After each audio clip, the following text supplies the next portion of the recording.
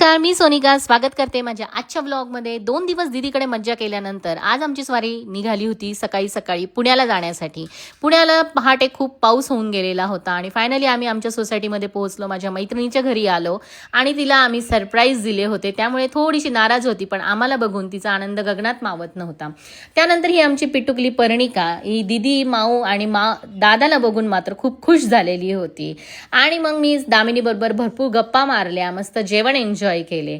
आणि त्यानंतर आमची पिटुकल्या पर्णिकाला आज माऊच्याच हाताने जेवायचे होते. तिला खाऊ घातले आणि त्यानंतर पर्णिका माझ्या बॅगमध्ये बघून मला म्हणत होती, माऊ मला ह्या बॅगमध्ये तू आता घेऊन चल तुझ्याबरोबर म्हणून.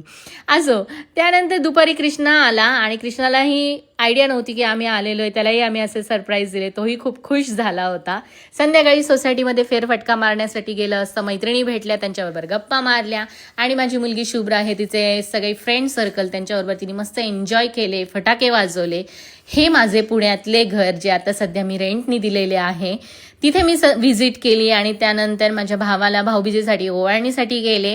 आणि मग झाली आमची आईस्क्रीम पार्टी. दामिनी सगळ्यांना आईस्क्रीम वाटत होती, पण आमच्या पिटुकलीला काही देत नव्हती म्हणून बिचारी कावरी बावरी झाली होती.